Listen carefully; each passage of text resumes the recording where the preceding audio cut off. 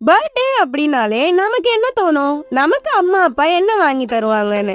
ஆனா இப்ப இருக்கிற பேரண்ட்ஸ் எல்லாரும் பர்த்டே பேபிக்கு வாங்கி தரது இல்லாம அவங்க கிளாஸ்ல படிக்கிற ஸ்டூடெண்ட்ஸுக்குமே கிஃப்ட்ஸ் கொடுக்கறாங்க. அது மட்டும் இல்லாம வந்துட்டு போற எல்லா கெஸ்ட்டுக்குமே ரிட்டர்ன் கிஃப்ட் கொடுக்கறாங்க. அந்த மாதிரி ஆர்டர் பண்ணதுதான் இந்த ரிட்டர்ன் கிஃப்ட்.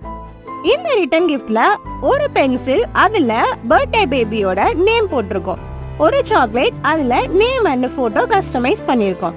இது ரெண்டையும் அட்டாச் பண்றதுக்காக ஒரு விஷிங் நோட், அதுல கியூட் பேபியோட போட்டோ போட்டு அவங்க சொன்ன கோட்ஸை கீழே மென்ஷன் பண்ணிருக்கோம்.